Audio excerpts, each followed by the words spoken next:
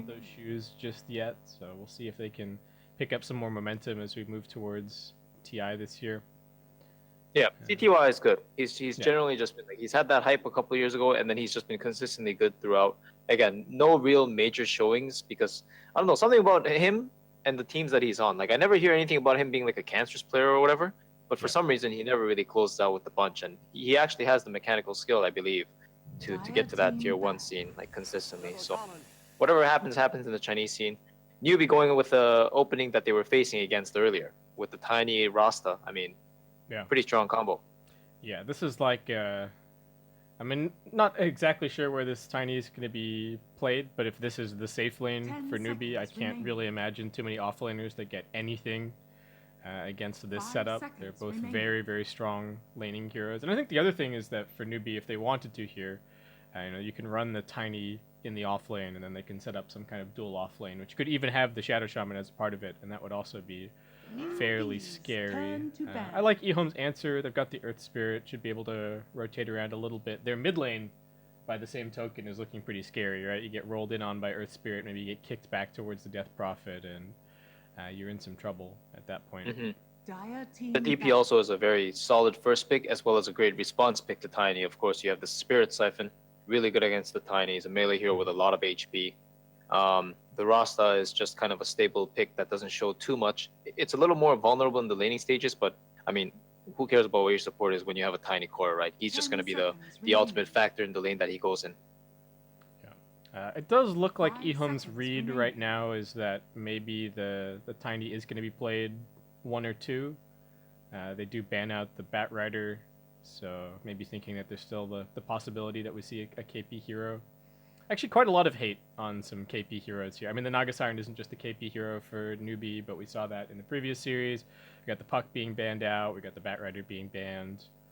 So maybe they will just have to push him onto the Tiny. But he's very capable on that hero as well, so I don't think NEWBEE are going to be too unhappy. Yeah, the thing with these first pick Tinies is that you should never really bother with the guessing game if you're on the other team. You know what I mean? Yeah. I think the one thing that they can assume is that they don't want the Tiny mid against the Death Prophet, because obviously that's a favorable matchup for the DP. But regarding the two side lanes, like NEWBEE will just decide that by the 4th or the 5th pick at their leisure, because this Tiny can obviously go both places and still excel and do what he wants to do throughout the majority of the game, right? Just be a force that can pop somebody instantly, push out creep waves very fast, and of course, just be a very dominant laner overall. So the hero's design just allows this kind of flexibility. Henceforth, the first pick. Chen. Ooh, all right. We talked about this a lot in the previous series and how it was potentially getting banned for no good reason, but this time around NEWBEE are going to let it through, and EHOME will grab it. Not the most usual circumstances. They do already have kind of your position 4 in the Earth Spirit, so they now have sort of 2 roaming heroes and are just going to have to pick strong, independent solo laners. Actually, this is probably the best duo in the game with the Chen right now. It's actually the Chen Earth Spirit. This is how Liquid plays it as well. Yeah. So they'll usually open up with like a Gyro Earth Spirit or Gyro Chen, and then they would get like the other one that's available. And the thing with Earth Spirit is it gives you a lot of reach, first of all, right? He's basically a hero that's built in with a Blink Dagger initiation, as well as the guaranteed right clicks with the Orb of Venom. And Chen is actually one of the most dominant lane supporters too, right? Because he just has a creep. And right now, the Chens usually, they don't actually just farm the jungle. They sit in the lane, usually in the off lane, and just disrupt the hell out of the enemy carry. Whether they can do that reliably against Tiny, I was about to say it's kind of difficult to say. But with the Earthshaker pick, like that's another hero that's not very good in the laning stage. He can get bullied. He's really there just for kill pressure and to alleviate that guaranteed kill potential, right, with the Fisher. But he doesn't have that much presence as a whole. So this just got a little better for EHOME, I'd like to say. Yeah, it's looking fast, it's looking aggressive. They've got some good tower taking potential, some strong lanes. I'm personally not a huge fan of Earthshaker in the current patch, but NEWBEE have been playing it a little bit, and Kaka just is really good at moving around on the Shaker and still managing to get things done in the early game. But similar to that Slardar that we talked about in the other series, where a little bit slow, doesn't really have the guaranteed ways to farm up his blink, which he really, really needs. And yeah, the EHOME lineup just looks so fast, and they still have room to pick up some very pushy, very aggressive cores if they want it, right? You could still see something like a Dragon Knight or something fitting into this lineup. Yeah, exactly. Dragon Knight was one I was thinking of. The other one is Razor. Obviously, both heroes play quite well into Tiny. because they have the Chen that can guarantee one of those lanes. I would say it's a pretty good pick in terms of an open pick as well, because they still have the last pick of the game that they can set up for, so for example, like they pick DK here, and then NEWBEE just picks like some sort of DK counter like OD. And then let's say EHOME decides to pick the strongest hero in the game in like a PA, TA, something that's going to be good against Tiny and OD, for example. They have some options because they have this open set with the Death Prophet, Earth Spirit, and Chen. Their lanes are looking very good so far. Yeah, and they have somewhat flexible lanes as well, right? We do see teams sometimes running the Death Prophet in one of the side lanes. That is an option if they feel like the mid matchup isn't really going to work out. But EHOME are dipping pretty low into their reserve time here. Like you're saying, there's a lot of ways that this draft can expand from this point forward, especially with so many core picks still left on either side. So they got to make sure that whatever they grabbed here can't be too heavily counterpicked necessarily. NEWBEE's turn And to all right, it's going to be Pugna. They are going really fast this game. So still not much of a front line just yet, but their tower taking potential is enormous. Yeah, so I was actually thinking Lifestealer on that spot. They do go for the Pugna and immediately countered by the Sniper, which is obviously very good against Chen and Pugna, but susceptible to being ran at. Of course, they have the Earthshaker deterrent, but I'm not sure how much it can stop the aggression coming out of EHOME. As you say, they're very fast. This is, at this point, I would say it's kind of all in. If EHOME, for whatever reason, come behind on the laning phase and they can't find an outlet to engage on the Sniper or his tower, the tier 1, by like 10 to 12 minutes, I would say this game is going to be a real quick swing towards the other way in favor of NEWBEE. Because the design of EHOME's heroes is that they're not really built to high ground by scaling, they're doing it by force. And there are only so many things that you can force against a lineup that's designed to counter you, to defend that high ground. And Shrapnel, as well as a farm Tiny, those are some of the ways to do it. Yeah, pushing high ground against NEWBEE is going to be scary, right? You can potentially get tossed in. There's the Sniper holding the line the entire time. Shaker Fisher maybe breaking up your lineup even further, so you can't really play together. Yeah, this is going to be interesting. EHOME, like you're saying, I think definitely need to come out of the laning stage swinging and get all those towers down nice and early, get their items ready to go so they can break the high ground. And NEWBEE just even more spam, picking up the Underlord. So right now they have like the two superior scaling cores in the sense that the Tiny is pretty good this game, although DP is obviously very good against the Tiny. But the most important thing is they have the strongest hero so far in the Sniper. So EHOME's last hero has to be really good against Sniper right here, because if they don't have something that's really good against Sniper, the only thing they're really going to do is just push. I would say OD is looking really fantastic. Wow, not a pick I was expecting. That's a hero that's really good against Sniper. However, I don't know how good it is against Underlord, for example. Yeah, and super out of the meta at the moment as well. I'm guessing we're probably looking at some kind of battle Spectre, right? This game maybe. I don't getting, know. Like Vanguard Diffusal.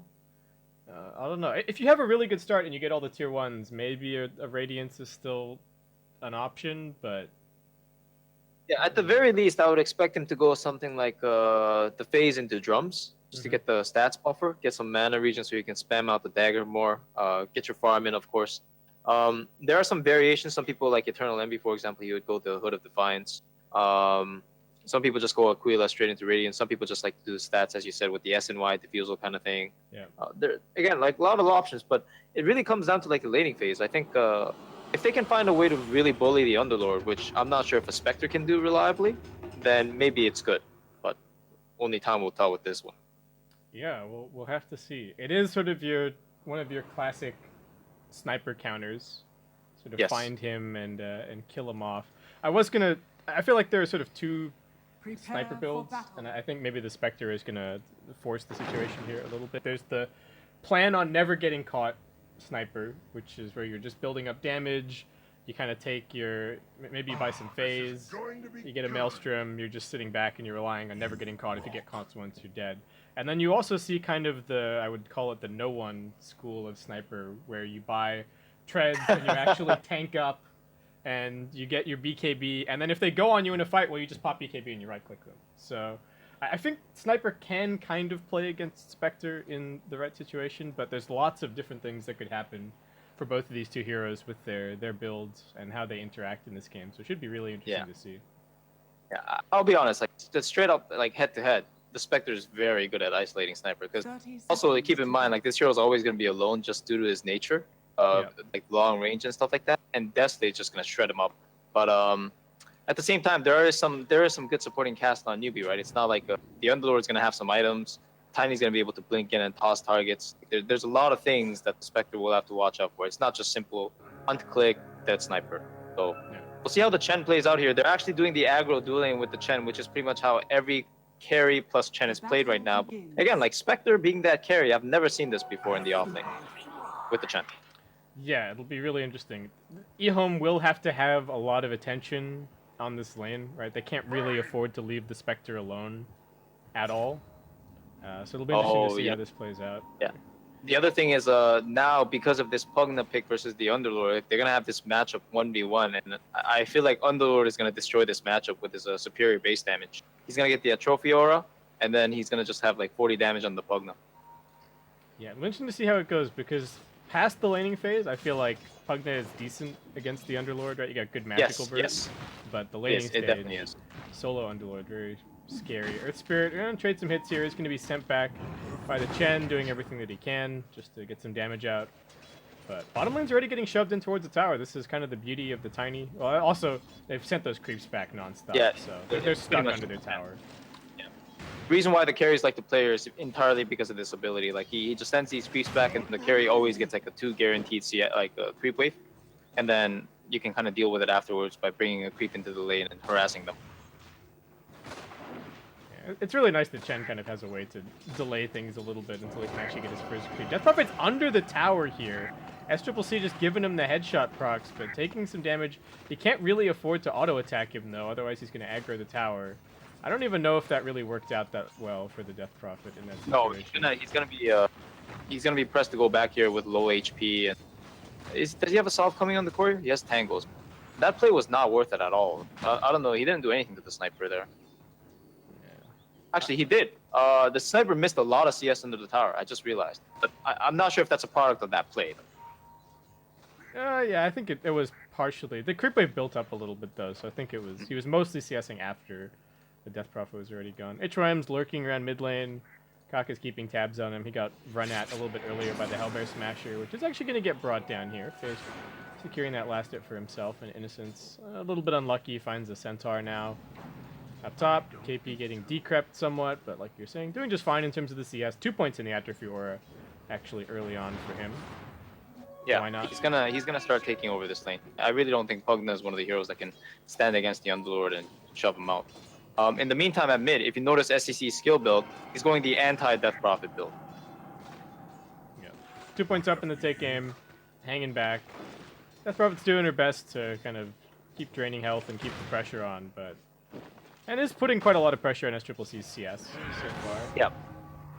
They want Faith. Stomp is not going to connect. They're coming in with the dagger. They've also got the roll, but Kaka opening space with the Fisher. And they might actually be able to go for HYM somewhat. Faith still got the shackle blows. Like he's just going to get right-click down, and Innocence draws your first blood. And EHOME kind of getting what they were hoping for down here at bottom lane. Yeah. So this is honestly the biggest reason why I don't like this Earthshaker. He has like almost no lane presence whatsoever, right? If you see him, all he's doing is just draw. After he drops a Fisher, he just comes in with a couple right clicks, and he doesn't have an Orb of Venom. It's just not enough, you know. So this roster is going to constantly get bullied, especially now they have Innocence going to get caught out here. NEWBEE's just going to finish him with the tree toss. And I said that they were getting what they wanted down here at bottom, but CTY CS is actually not looking all that hot either. Yeah, you can't lane against a Tiny with a Spectre. I'm pretty sure this is just a very big mismatch. Innocence also, he picked up the Satyr, but he died for it. And obviously that's not really worth giving the Tiny a free kill, because they can't pressure him now, right? Like a Spectre and a Creep, like how is that going to pressure a Tiny? Death Prophet getting pretty aggro on SCCC mid, does take a tower shot. But yeah, they can't seem to do anything about Mugi at all. More harassment on the spec. Kaka's coming in from the side, will get driven away by Innocence. But Avalanche coming in. Mugi, is this just going to be a straight-up kill for him? CTY on the run, pops the salve now. Is that going to be cancelled by Mugi? It looks like it might be. No, CTY jukes it out successfully. At the same time, SCCC does actually die over at mid. Looks like nice roll in from the Earth Spirit, just barely surviving those last couple of tower shots. Yeah, SCC was playing that really cocky. He was actually like 30% HP the whole time, so it was just a very simple roll in. I don't even think there was a Spirit Siphon, just to roll Cool. in and some right clicks Faith. with the Siphon. You don't want to run up that hill. He's in some trouble, slowed down a lot. Moogie will come in trying to help, body blocking a little bit, but that's all he can really do. That was If you see Kaka, he's just bouncing back and forth. You see how he's like kind of lost into like regarding where he wants to be. Yeah, this is not great. Normally, 'cause I he see doesn't have Kaka when they pick the Shaker, they can they get a Fisher block off, and then they can at least get 1 or 2 kills in the early game. But Yeah, usually it's mid though, right? Usually you want to block off the mid hill, something like that. Have the sniper drop like a double shrapnel and right click the DP down together. But DP with the Spirit Siphon, it's very hard to do that against that hero. Moogie That's gonna how get they're rolled going on on here. bottom. They're gonna try for the counter initiate. Fisher doing decent work. Moogie still has the avalanche damage onto HY. He gets right click down, and now C2I also getting shackled up, tossed into the air. Innocence, can he even finish this kill? There's no mana left on the Satyr. He will be able to get the stomp down onto Kaka. One more auto attack is gonna do it, but 2 for 1 man. trade, and Spectre dying at bottom. That is something that NEWBEE will take any day of the week. That's a TI winning micro right there. That was beautiful. Wings Innocence, man, the god. Yeah, he's doing everything that he can, but it's not amounting to that much down here, unfortunately. Ooh, Moogie. Everybody on NEWBEE just keeps running up this hill. I don't really know what they're thinking, or if they're thinking they are going to get a shackle out. Looks like Moogie might survive. He's got a salve and some stick charges. He'll be okay. And at the same time, Sniper dies mid. Again, I got to be keeping more eyes on this Earth Spirit. He's just diving SCC, killing him off. Yeah. The only lane that is not going to have too much kill potential is pretty much top lane. And as you can see, like KPI is already he's doubling Faith CS. Yeah. So this matchup, honestly, like I don't know, man. It's a big sacrifice to send the Pugna up here because Pugna's a very time-based hero. You actually want him in a scenario where you can just Shackle, Kaka running up, drops the Fisher, keeping the creeps away. Now they've got the toss. The chain stun from NEWBEE is unreal. And that will be an easy kill on the C2I spec. But yeah, like you were saying, the Underlord is doing amazingly. KP's even dragging the creep wave into the neutrals. Max efficiency mode for him. Well, rotation from Death Prophet finds the kill on the Shadow Shaman. They're locking down Moogie as well. He's going to try for the TP out. And he's fine. Nicely done. This is an exorcism. Oh, man. Yeah, still a lot of pressure, even though the Spectre is getting nothing. But see, this is where I still wonder, like, they just picked a different hero, had Pugna here at the bottom lane instead of the Spectre, and they had a different hero on the safe lane going up against Underlord. Like, I just feel like the scenario would have been that much better. In the meantime, however, you can see SCC is really, really struggling, right? He's getting doubled up by the DP as well. And this matchup, it's like the Sniper can die pretty easily, even though the Sniper can get ganks for him really easily as well. So, pretty dynamic. Yeah, and looks like they will get this tier 1 tower down bottom. Successfully get that early cash flow going in. Nobody gets the last hit, unfortunately, but still, this DP is filthy rich. Kaka's already heading into the jungle a little bit, and like we're saying, not a ton that he can do on the Shaker at the moment. Well, why do you think they picked the Shaker this game? Honestly, man, I think they just saw it as like he's got the drain, but Moogie comes around the corner, interrupting it. Faith Beyond's still pretty fast though. It's locked down by the root. 2 points up in the toss. Right click him a little bit. Unexpected rotation from the Tiny, but finds a great kill. And over at mid, they're looking for the Shaker. Looks like they should be able to dive him down. Killing spree for the Death Prophet. SCC does all that he can with the right clicks, but that's about it. Yeah. So I honestly think it's basically an Earth Spirit deterrent in the sense that if the Earth Shaker is like camping the Sniper at mid, this Earth Spirit can never really roll in. Problem is the presence with the Chen is too much. And speaking of Chen, yeah, Faith gonna get kicked back. Actually, might get this kill on the Earth Spirit. They tried to send him home, but he actually grabs it. And now Faith, can he survive? He's got 10 wand charges. Chen's tanking the tower now. Innocence will survive, but all right, nicely played by Faith, getting that shackle off.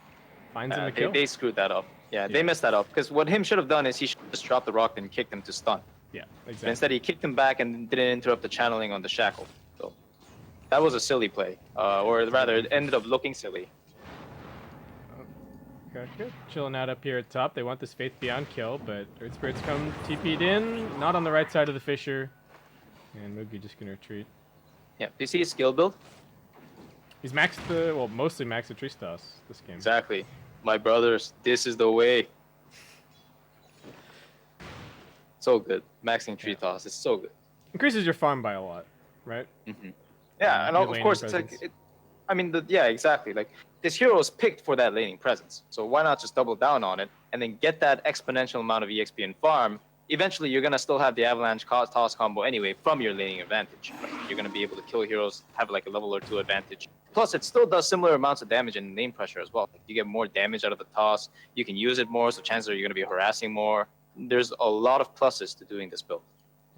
All right, we got another exorcism ready for the EHOME side. They've smoked up, heading down towards bottom. They want KP if they can get him. He does have the Dark Rift. He's relatively tanky. Hood of Defiance coming off cooldown kind of soon. What creeps do they actually have? 2 Centaurs. No point in the silence from the DP. They're going to go for it. KP, can he make his way out of this? He's going to try. I don't think he's survivable enough. No way. Yeah. The Exorcism is way too much damage. And Innocence with those 2 points up in the penitence. Easy kill. He's actually playing it correctly though. In theory, what he should be doing is playing that deep, right? Again, like look at the exorcism where it's popped. Half the duration's over, they haven't even reached the tier 2. So in terms of philosophy, it's the correct move. But you kind of wish he Dark Rifted a little bit earlier. Yeah, it took him a second. I think he probably would have still gone dead anyway, right? It's 6 seconds. Yeah. Got a jump on the sniper at mid lane. They're going to pop the haunt for that. They don't even need it. It's just HRM and Faith Beyond. Grabbing that kill, nice and easy. CTY wanted to get involved, but couldn't really make it happen. Oh man, that sniper hero. If you don't protect that hero, he will die every single time, unless he's like holding high ground outside the base. So this hero really needs to play with the lane advantage, and unfortunately, he just didn't get it this game. Chalk up. Got a TP out right this second, buddy. Gonna go for the Fisher. Keeps on running, but I think he's just gonna get drained down. Can they give this kill to the Spectre? Would be nice, but nope. Unfortunately, it's gonna end up being grabbed. And now the SCCC coming in with the TP. Is this enough damage? No, Hand of God comes in. I don't think it would have been enough even without the Hand of God. And more EHOME heroes on their way down. Faith Beyond and HYM are gonna come running into Mugi over here. NEWBEE very much wanting to defend this bottom tier 2 tower, it looks like. But they have to be careful. They get the slowdown onto the Tiny. He throws out the Avalanche, but I don't know if that's going to be enough. He's still running for it. He's going to get caught by the rolling boulder. Kaka coming in with the Fisher, turning things around a little bit. Earth Spirit still surviving. He will get finished by the Assassinate, so 1 for 1, but losing the Tiny, the #1 net worth hero on the NEWBEE side, that definitely stings. Man, EHOME are playing this so well, though. You see how, like, they're not giving them any chance to breathe, and finally, after heroes have died, NEWBEE can drop the Rasta wards on the mid tower and apply some pressure on their own, but they've just been so relentless at this bottom lane. Is this fast enough for EHOME? Like, do you feel like, do they have a chance in the late game, or is this very much they have to win? They do entirely because of that Spectre pick. Keep in mind, it was the last pick of the game, and it was pretty much the ultimate counter to the strong heroes of NEWBEE, because Penny and Sniper do not scale into Spectre, that's for sure, right? But at the same time, they do have a degree of sense of urgency. Like they do want to take these tier 2s down and then like maintain map control. Because the way the Spectre really finds farm is that the other players are making a lot of space and forcing heroes to show. If this Tiny gets a free Shadow Blade, for example, and just starts running at the Spectre, it's going to be pretty tough to get free farm. As I say that, he's actually building SNY. Yeah, I just clicked on him. I was about to ask. No Blink, no Shadow Blade, just kind of tanking up, more farm-centric, carry-centric kind of item. I'm not sure if I'm a fan of this, really. Because I'm not. It's actually destroying their timing. Because basically what happens is SCC is pretty much a no factor at this point, right? Like, this is a sniper. He's never going to cross the river. He'll die every time. He has to play in the safe parts of the map. So somebody has to go out there and make space and get some vision. And none of the other heroes on NEWBEE want to do that, right? They have a 4-position Earthshaker who can't really run into the Chen. They have a Rasta that's going to die every time. The only real hero that can do it is Underlord. And he's just silly, running down lanes on the side lanes here, which is what he's supposed to do. But he has no team to take advantage of his farm, no team to play around. So all of his net worth, it's kind of getting negated to an extent. Yeah, and he's got no kill pressure either, right? Exactly. KP, maybe he's not dying and he's pushing out the lanes, but it's not like anybody on EHOME has to really be afraid. Exactly. They're not scared of him. You know what I mean? He's not shoving anybody out. He's just shoving creeps out. So you can see now Spectre, with the ping pong effect of the creep wave from the Underlord, gets his free farm under the tier 2. Yeah, gotta get this CS, but CTY... I jinxed him, dude. You're watching that. Yeah, dude, he heard. He's like, hey, stop watching me, bro. Yeah, got it. Alright, we do have the Master Serpent Woods dropped again on the mid lane. Pretty expensive from NEWBEE. They've got all 5 heroes here. KP watching over the front line. They do have the DP TPing in. Initiation from the EHOME side isn't amazing either, so there's lots of just staring at each other. They do have the Earth Spirit coming over now. They're looking for Faith Beyond. Can they lock him down? The Fisher following it up. They get the toss back onto the Pugna right into the middle of the NEWBEE lineup. Can they burst him down? The Silence coming in, actually. They prevent NEWBEE from doing too much there, and they lose the Tiny in the midst of all of that. Faith Beyond was completely surrounded, but the Geomagnetic Grip from Earth Spirit doing good work. Okay, and finally, Mugi has recognized, and I think he's heard the call. He's going Shadow Blade. He understands and recognizes that like the team definitely needs to be able to walk out into the fog of the map. As it stands, they took 2 roster wars just to take down this tier 1 mid, and they're smoking together as 4 right now to time it with the Tiny respawn. Another smoke, like if they go into their jungle, like, what are they really gonna get, right? If EHOME decide to defend their bottom tower, even without the Haunt and Haunt as well as the Exorcism, they'll save it. They want Faith Beyond. Pugna will die though. Come running into him, and yeah, alright, Pugna's dead. He evaded death on the mid lane. He has to pay it back this time around, but pretty but this heavy smoke, though, rotation. Yeah, exactly. I'm not sure if this is worth it because they have to rotate heroes back to defend this tier 1. It can't just be the Underlord this time. He will die if they decide to send multiple heroes. So can't push the bottom tier 1 as a result of this kill either, which means that like the kill again, it's just a kill. It doesn't really get anything out of it. CTY has actually opted for the hood, if you see it.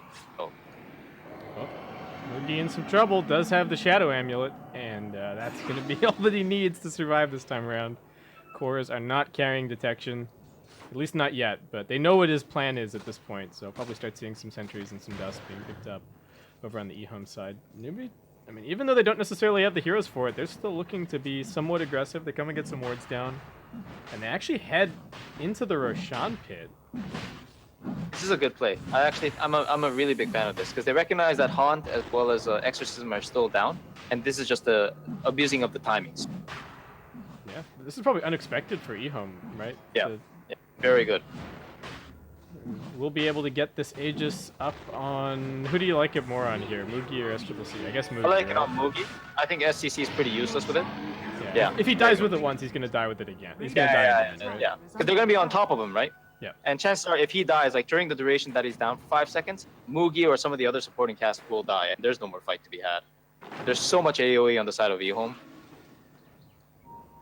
EHOME, I mean, they get somewhat of a trade out of this. They are going to be able to push down this bottom tier 2, it looks like. NEWBEE, they got the Shadow Blade Mugi coming forward. Kaka's still just trying to find farm over at top. He'll be coming in at the last possible moment.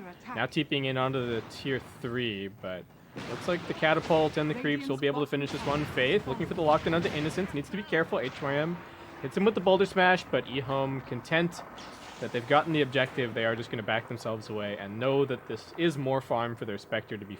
well, this is more time for the Spectre to be farming over on the other side of the map. Oh, this is panning out to be quite an interesting game. I think the laning phase went as predicted. However, some of these moves that are being made, they're pretty quick on the side of NEWBEE. Unfortunately, like some of the smokes haven't been able to translate into towers all that easily. But at the same time, EHOME, not only are they keeping up in net worth, they also have some big advantages, especially from the mid lane that I wasn't expecting either. Doesn't get the full combo onto Faith Beyond. Can he finish him? No, won't be able to. Now Faith Beyond turns around. Mugi's going to be alright as well, it looks like. Just a little bit of an awkward engagement. Pugna getting ahead of him. I mean, doubling the avalanche damage wouldn't have done that much. They're going to go on the sniper over at mid lane. HYM jumping in onto him. It looks like he's just already dead. NEWBEE even going to cancel those TPs. Know that they have no chance of saving the sniper inside this level 2 exorcism. They get a trade. Innocence dies at bottom. Yeah, but overall, this is still a huge win for Dire, because what happens is you're going to be able to defend this tower for sure. Exorcism may be down, but they got a huge kill in sniper. And they also have the Spectre that can haunt into the fight. Technically, this is still a power play for them. If they choose to defend the tower, which I think they should, they will definitely hold that. But maybe they just have Spectre pushing out top, I'm not sure. Yes. They do have the TP coming in from the Earth Spirit. Pretty decent spam. Faith Beyond does need to be somewhat careful, but not like the Tiny can jump instantly. Sure. Yeah. Mugi's kind of low here. Still has that Aegis. They're fighting around their wards nicely, but EHOME bringing in even more heroes. Gonna steal up some Radiant creeps. Still taking damage little by little on this tier 1. Kaka's come down here. He's actually got a Blink Dagger now on the Shaker. I think this may have been spotted by EHOME, but they do need to be careful about how they go. Boulder Smash is going to connect, and Tiny almost losing his Aegis. Mugi not dead quite yet. Kaka looking for it, but does see that Nether Ward is down and doesn't want to jump in too aggressively. His team can't really back him up either. So yeah. Successful hold from EHOME and more farm for this CTY Spectre. Exactly. All the meanwhile, CTY was basically free farming and pressuring the other side of the map. So although he wasn't able to get any real tower damage, he still brought himself to the second most farmed hero on the net worth leaderboard, and he's very happy with that as a Spectre at 20 minutes into the game. Yep. Because once he gets this Radiance, the splash impact will be huge. Yeah, he's not even farming that quickly at the moment, right? In terms of he's got a little bit of speed up from the Desolate. You clear the camp in the right way. He's spamming the dagger around the place while ferrying clarities. But as soon as he gets that Radiance online, that's when the real farm acceleration begins. Oh yeah. I will be honest though. I think he's actually farming really well this game overall. Just given the farm is like a lot relative to like context as well as what kind of lane you started with. And he basically had no lane, right? Because all the aggression that they were putting out at bottom lane was entirely in the form of Chen and Earth Spirit rotations. And every time they went on a target, Spectre pretty much died, right? They want the Spectre kill. They scanned him. They have a sense that CTY is somewhere in the area, and Kaka is just he's itching to use this blink. They're actually going to be able to jump onto KP at bottom. Looks like probably not enough burst damage to bring him down in time before the Dark Crypt goes off. He's created some space. He's seen 4 heroes at bottom, so NEWBEE are going to threaten this mid tower a little bit, but SCC still has to be careful. And yeah, he's not going to stick around there too much longer. Moogie does actually have a double damage. He's hunting for a freebie. Who's he going to go for? Wants CTY. They're also going to hex up onto Innocence. He won't be able to get the send back. They drop the Echo Slam. Do they have enough damage? Fisher also there to follow it up. They lose the Spectre. They lose the Chen. NEWBEE, big rotation from them to claim this high ground. They even dropped the Mass Serpent Wards to kill the Chen off. But yeah. No, that was a very necessary play out of them. The double damage, I think, inspired them to go for the Spectre right away as well. And if you noticed, Kaka expended the Echo Slam. It's a solo Echo Slam, so it actually does like no damage. Yeah. But they realized the value and importance of getting that Spectre kill there. He's been farming without disturbance for such a long time. They had to chainstun both of those heroes as well, because Spec didn't get the Hood of Defiance off. If Chen had been able to pop the Hand of God, or get the send back, that was so well executed by NEWBEE. Yeah. Once again, NEWBEE, being a fast team, if you see their wards, every single game they have these wards past the river in some of the lanes or some of the jungles where they can play with these aggressive heroes. So team definitely just wants to run at you for the majority of the game. And if you notice Moogie's build too, he's actually adding on to his burst by going on the Echo Saber build as well. Yeah, just trying to keep that burst relevant. Probably goes into a Silver Edge later on against the Spectre. Always going to be nice to have. But EHOME also looking to fire back somewhat. Smoking out. And Troyam doesn't quite have his Blink Dagger just yet. I don't know where Kaka managed to scrounge together the farm for his Blink, honestly. I mean, I saw him over at top a little bit and whatnot, but has done pretty nicely, all things considered. Oh yeah. Kaka, that boy, he's a beast. Yeah. Always gets his farm, always finds a way to have impact. Definitely a very strong captain and player. Moogie shoving lanes bottom, KP shoving lanes mid. SCC trying to catch a little bit of farm here and there in the interim. C2I almost has that Radiance. That's going to be a pretty big timing for them. I mean, not only like we were talking about earlier, it's going to speed up his farm, but also maybe gives them a little bit more of an opportunity to take a fight. This Death Prophet is very scary. Yes. DP with the BKB picked up, so he's definitely eager to go and make something happen with the team, but it's just a question of whether the rest of the team is ready to back him up. Right. It's also a question of whether she gets the BKB off or not. If they decide to initiate on her and pop her, that's the fight. But at the same time, it's very hard to do that given the spells that are available on the side of EHOME in terms of saves, stuns, whatever. It's also like the DP is pretty tanky herself now, right? Sitting at 1,800 life points, it's nothing to scoff at. So she will definitely not die if she gets the BKB off. Not against the lineup of NEWBEE, not against the farm of Sniper. At the same time, NEWBEE, they do have a lot of burst if they get the initiation. Yeah, this is like the maximum tanky build as well, right? You go for treads. He's picked up the 12% magic resist talent. I think showing some respect to the kind of the tiny and the shaker, right? Knowing that there is that potential that you could just get full to nothing to give your team the best opportunity to be able to counter initiate for you. Yeah. I think most DP players actually go for that option. This game in particular, right? Because you're facing nothing but magical burst really, and a sniper. Yeah. Mass Serpent Wards dropped bottom. NEWBEE gonna find the trade, tier 1 for tier 1, now looking towards the tier 2. What are EHOME gonna do? This is a pretty big decision that they have to make. They don't want to use the Exorcism necessarily just for buildings, but they're already losing their tier 2 quickly.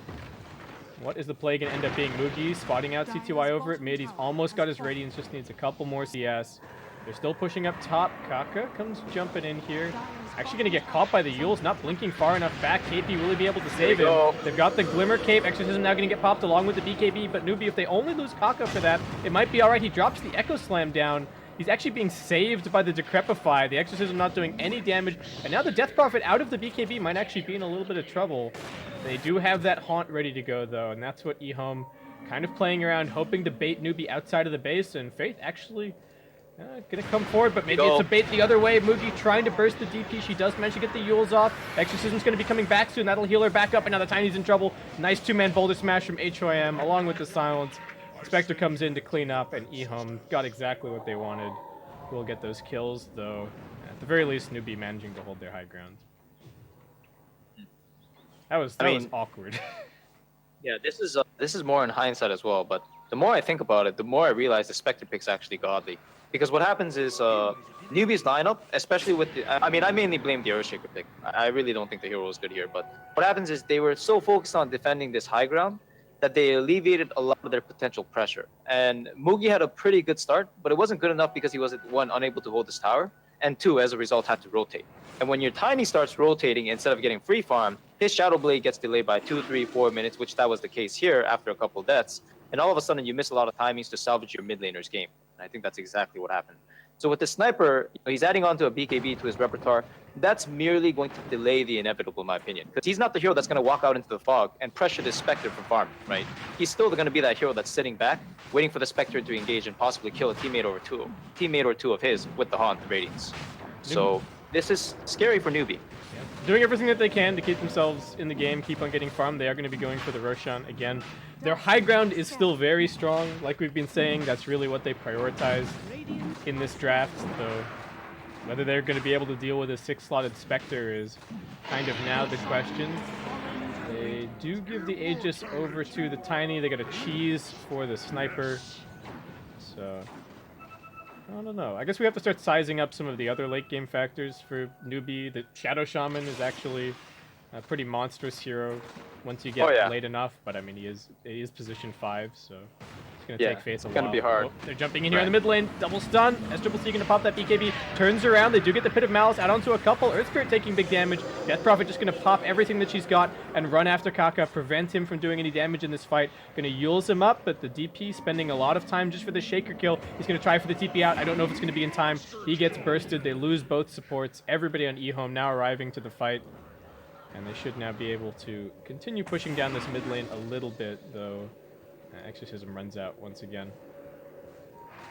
Oh, and I didn't realize, but the Innocents actually picked up a Midas in anticipation of all the things that are happening as is. Yeah. You're gonna just sit outside outside the high ground, take all the towers, which they did, except, barring the mid one, I suppose. And they're gonna constantly pressure the map. In hindsight as well, if you think about how NEWBEE snuck into Roches, it was really nice, especially the first one. But it just doesn't matter, right? Because what happens is with this Aegis, you want to have a timing to either push towers or end the game. Like Aegis is a game-ending mechanic in most game scenarios, especially second and third one. You just can't at this point, right? We talked about NEWBEE's high ground being strong, but if you can't kill the enemy's strongest hero in the Sniper, maybe that's all you need. Yeah, and EHOME's high ground is, they're no slouch either when it comes to the high ground defense. They're pushing out. Sorry, I said Sniper. I meant to say Spectre. Yeah, it's going to be really interesting to see how this game actually develops. I thought with the way that the draft's open, we were going to be looking at something relatively fast. Maybe not the case. NEWBEE, aggressive as always, smoking their way out, looking for something. They are going to try and jump on Innocence. They don't want to use the Echo Slam for this, and they won't need to. They lock him down, but EHOME, all right, not really in a position to try and fight. They don't want to do anything too rash while the Exorcism is on cooldown, so they are going to let NEWBEE come and do their thing here. But Faith Beyond is pressuring at bottom. He's going for a Dagon on this Pugna, in fact. Good build. I think all he has to do is just some burst damage, knock out like a Rasta or Earthshaker in the fight, and it'll just become that much easier. They'll be going high ground. They're going to jump in on top of the Earth Spirit. That could be trouble. Faith is actually also getting jumped by the Chen Creeps. HYM able to keep himself alive, rolling back. Underlord's going to arrive. They drop down the Mass Serpent Wards. They're really itching to try and take this tier 3. I don't know if they're going to be able to get too much more. Death Prophet still 20 seconds to go on the Exorcism. SCCC sitting behind the wall that's represented by his team. And they will force out that Glyph. Nether Wards up on the high ground. They've also got vision of their own NEWBEE inside of the enemy base. HOM trying for the catch. Won't really be able to find anything. The initiation isn't there. They've still got the Haunt ready to go as well. They're just waiting for this Exorcism to be ready. They don't have a Blink Dagger just yet either on the DP, but the Shivas might be enough to hold them here. Underlord does have another Force Staff. KP getting caught out. If they can just kite this fight, they might be able to do something. The Haunt also coming in. They're all getting trapped inside the silence. BKB popped from SCCC. He's trying to run out of this. He's still got the cheese. CTY now looking to run down Faith. They will lose the Aegis, and NEWBEE are just scattered to the winds. Mugi's going to be coming back, but looks like he'll be brought down once again. EHOME camping that out, and we'll finish him. NEWBEE, though, taking the fight on the dire side of the map does mean that looks like they won't lose too much on the swing back. Right, right. But at the same time, you know, if they can't kill Spectre, it's still a concern because the Spectre is very content with just farming at any part of the map, whether it's her safe side or like aggressively in the enemy side. And you see SCC's farm, right? He's got the highest net worth in the game. It's partly due to the cheese in his inventory, but he's still just as farmed as the Spectre. But when Spectre pops Haunt, decides to dagger him up and just right-click him down, CC pops BKB and he has to do only one thing. He runs. You know, you can actually not sit there and fight the Spectre at all. So we've definitely got a scaling issue of concern. I've been saying it a little while for an extended period of time now, but if NEWBEE can't find a way to end this game within the next 5 minutes, it's going to have to go like deep late game for them to have a chance again, because otherwise Spectre's just going to have free reign in like the next 20. Spectre's about to hit that really scary Critical point, mass. right? Yeah, you're gonna get some more items. You're gonna get your level 20 talent, picking up some more HP, just becoming. Yeah, that's the big. Yeah, that's the deal breaker. If you remember, like there was a period of time where this hero was picked like every game, and then they nerfed Haunt multiple times just because of it.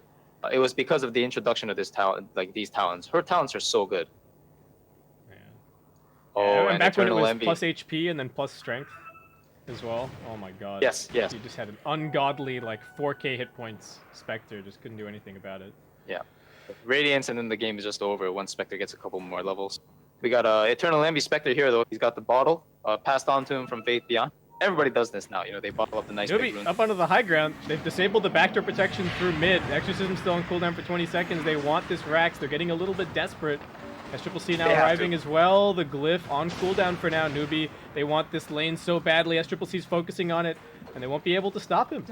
Very nice smoke play from NEWBEE as they will claim the melee barracks, but it's just the one lane so far. CTY's farming down here. There's going to be a Dark Rift coming over to say hello, and this is all of NEWBEE's lineup just around the corner. They actually scan him out. CTY's on the run. Don't stop the farm. Don't stop the farm. CTY, keep on running. He pops the Haunt, in fact. Oh, what a keep god. on running. He manages to keep on Manta dodging. He's running for it, and looks like he's out of there. Cost him the... Well, kind of cost him the Haunt, I suppose. But he survived. Yeah.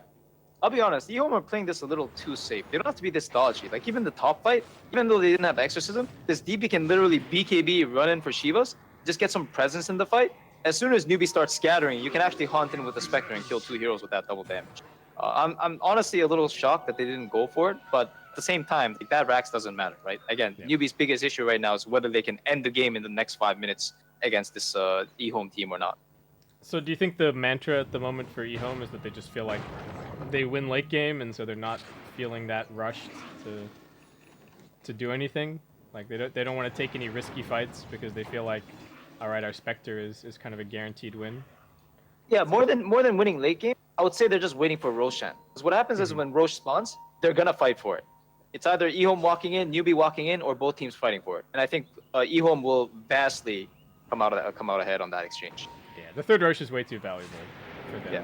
Right, getting either a refresher shard on, well, I think especially on the Death Prophet, you probably just give it to DP, and at that point you do kind of solve the issue that they've been having, where they use the Exorcism to win the fight, but then don't have it to push the buildings. So if you got 2 Exorcisms, that solves that problem. Yeah, I think the refresher is actually a big bonus. I just look at it as Spectre just being already hard enough to kill, and a double life That's Spectre true. is pretty much going to be like Yeah, Aegis and Cheese Spectre is very scary. Yeah. Alright, well, Spectre does have the Manta, another 2.9k gold. Are we just looking at Heart next? Scotty? What do you think? Honestly, this game, I think he should go damage. I think he actually goes. I mean, he's got so much HP. I would say probably Butterfly or Scotty at this point. Yep. Yeah, seems sensible. Looks like CTY hasn't decided just yet. 2.9k gold banked. Kaka's still been hunting around. He's picked up a Shadow Blade. Where is this Earthshaker getting his farm from? I don't really know, but Kaka's doing a good job. Maybe he's just been sniping bounty runes around the place. Does need to be careful. Almost comes running into a dire sentry there. And we'll actually get scouted by the creep wave. C2I is just running at him, but no one really in the neighborhood to get the lockdown. Oops. No, as I say that, HOM's coming in. Kaka can't get the blink off. He's already used it. Shadow Blade, he's going to get dusted. Kicked off to the side. I don't quite know why. Kicks him towards Faith, who now comes in with the Glimmer Cape, and HOM looks like he's going to pay for this, perhaps. Does get shackled up. They've got the heal. They've lost the Chen on the other side. NEWBEE just get both supports. HOM, why? Faith Beyond, where was the Dagon there, bro? When he decrepified the Earthshaker, I believe, he could have just Dagon instead of Life Drain. Probably would have died. Yeah, he hasn't even gone for the Ags, right? So just use your Dagon. I think he probably forgot about it, because not everybody just picks up a Dagon on a daily basis. Pretty sure that's the reason. Yeah, or they thought he was just dead anyway, and then he kicked Kaka instead of the rock, and that's true too, right? I guess you weren't expecting him to get kicked away like that. Yeah, that was very strange.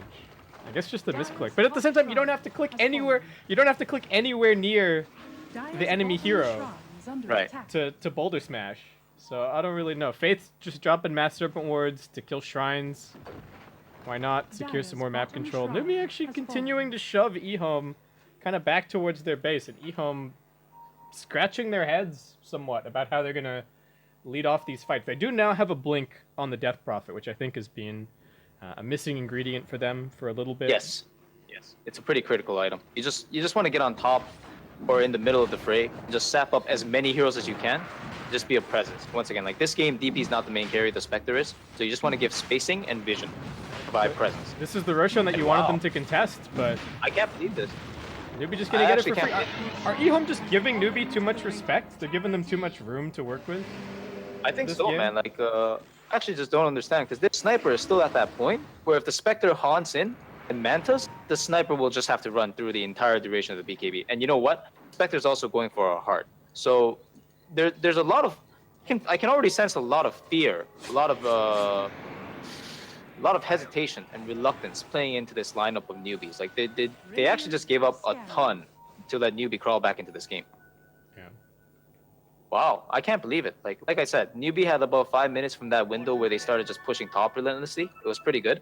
And then it's EHOME's time from that minute, like that point on towards like the 15-20 minutes past. So up to like the 50-minute mark this game, it should have been EHOME's time. But now that they're playing with the power play on the Aegis as well as Cheese and Refresher Orb, I don't know, man. Yeah. Definitely giving up way too much here. This is weird. EHOME are like, oh, now they have the Aegis and Cheese. Let's go play on their side of the map. Like, yeah. Why weren't you doing this before the Aegis was up or before Roshan respawned there? Okay, they kick SCC a little way away, but he gets the BKB off. They are going to jump in with the DP. Exorcism pops, all guns blaring, but NEWBEE just walk away. Death Prophet's being kited. HYM with the Boulder Smash will open up a little bit more space. Mugi continues pursuit. They pop the Haunt. NEWBEE should be able to disengage and kite once again. HYM is doing his best with the lockdown, but EHOME just can't really keep NEWBEE here. They're just playing together, all stacked up. CTY didn't even haunt in. He just... Well, yeah, I'm so confused. There were so many low HP heroes. He literally just has to haunt in once, Manta, and haunt over to a different location. And that kind of presence alone will like scatter NEWBEE because they realize that if they can't burst the Spectre, they have to run. I'm actually so surprised at these like sequences of events. Maybe because the DP couldn't re-engage after the BKB pop, but still, they're being way too conservative with this play right now. Way too conservative. Yeah. I think the other thing that I'm noticing, right, is just the lack of lockdown from EHOME. You go on somebody on NEWBEE, and then there's like 3 force stabs and a Glimmer Cape, and they're just out of there. They really need to figure out a way once they initiate and once they're committed, because EHOME are the kind of lineup where if you commit, you have to commit hard. You've got ultra long cooldowns. NEWBEE not really the same case. Faith does have the Refresher Shard, doesn't have an Ags, but still double level 3 Mass Serpent Wards. Still gonna hurt. Definitely gonna be good enough to siege this high ground. They'll take the Raxus alone, even if there's a fight going on. If they're not disturbed, like they'll take the Raxus for sure. Yeah. C2I stands as the Guardian. He does have his Haunt up in 30 seconds or so. SCCC forward onto the high ground. They're getting damage onto the Spectre. Taking so much damage. Faith also going to lock him down. They're going to try with the Earth Spirit to save him. They do also get the send back. I don't know if the Earth Spirit really needed to come in like that. Faith getting right-click down. Death Prophet going to pop her BKB, but that's just the BKB to turn and run. BKB going to get popped from SCCC as he looks towards Innocence up on the high ground. 2 more auto attacks are going to do it. He does manage to get the heal onto himself, but not enough. Inspector once again caught inside of the pit. Haunt in 5 seconds. Exorcism in 18. NEWBEE set their sights onto the tier 3 tower, and they will grab it. They want the sniper. He's still got the Aegis. Buyback from the Earth Spirit as CTY just runs forward, but the Force Stabs keeping NEWBEE pushing backwards. Spectre hexed up. Does need to be a little bit careful. CTY wants to reset and heal with the heart. EHOME still can't quite get that catch. And they should really go here. Even against the Aegis, like, NEWBEE's position is so deep. They definitely want to commit to this fight. Yeah, okay, Exorcism's popped. They've got the Haunt. This has got to be the time. Faith is going to put down the Mass Serpent Wards. That might secure the tower while this is going on. Death Prophet goes in, but immediately gets nullified. Doesn't have the BKB, getting right-clicked as well. SCCC is being somewhat focused. CTY finally jumping in, but he just can't seem to lock onto anyone. He finally gets Faith, but the Death Prophet just going to get right-clicked down. SCCC finds that kill. He's now decrept. He's still got the Aegis. He might just stand here and fight this one out. He is, even in the face of the Spectre illusions. CTY goes up onto the high ground, finishes up the Serpent Wards, but the melee barracks is already taken, and NEWBEE just walk away. Oh man, Spectre just not really committing to that fight at all. No, he really isn't. With 4k HP, he's actually not the one that's going in deep after spells have been used. He's way too reluctant, and at the same time, I can kind of understand because Earthshaker's saving his kit for the Spectre entirely as well, but at this point, you just gotta go in, you know? If you don't provide spacing for your DP who doesn't have BKB and is getting nullified, like, you're just gonna lose more heroes in the fight. And at the end of the day, no matter what hero you're playing, no matter how much farm you have, you cannot play 1v5 Dota. Yeah, and they don't have those spells anymore. Spec, once again, caught in the pit, getting brought down by the Firestorm. CTY runs it on the front lines now, but he immediately gets hexed. He's gonna get chain stunned up. SCCC pops the BKB, gonna keep on right-clicking. He does lose the Aegis. He needs to be a little bit careful, but he force stabs himself in. Innocence will be saved by the Decrepify. SCCC finds the double kill. Now he looks at Innocence. Can he find the triple? They get the Nullifier over onto the Spectre. She's stuck in the pit. I think this should be the end of CTY. He is still pretty tanky. They try for the send back, and they do get it. Spectre will be back to this fight before too long. Sniper trying to force staff himself out of there. NEWBEE still kiting pretty well. Can they keep the Sniper alive? Another force staff. Now the Pike. He turns around. Damage onto the Death Prophet. Faith has one last Shackle in reserve. They still have a little bit of mana left to give. KP with the Firestorm. Big damage onto both of the big cores. CTY just going to keep on running forward. Knows that he has to try and find the Sniper kill, but now there's the Glimmer Cape. Kaka doing his best to keep SCCC alive. He doesn't have his Satanic for a little bit. He's just trying to lifesteal through. CTY should finally finish him. One more auto attack. No, the Hurricane Pike. They're kiting so perfectly. NEWBEE, they just can't let this Sniper die. Finally, CTY gets it. He retreats up onto the high ground, but KP finishes him with the Firestorm. Oh, and CTY's done. He even has buyback and haunt, and he just calls GG because they're already mega creeped. Mugi was just hitting their bottom lane the entire time. Yeah. Oh my god. Victory. So we've been here for 3 games so far for NEWBEE, Biscuit, and I must say, man, NEWBEE, it just at one point in the game, they just start outplaying the enemy in terms of decisions. It just feels like they're just one step ahead, especially when it comes to Roshans. And yeah. I don't know, man, these teams are just crumbling at their aggression. Yeah, the aggressive warding, the pickoffs, the smokes into the base, securing Roche after Roche after Roche. EHOME just looked terrified. I don't know if they needed to buy like an Abyssal Blade on the Spectre instead of the Heart. And just, I mean, hindsight is 2020, but they seem to be having all these lockdown problems. But I don't know.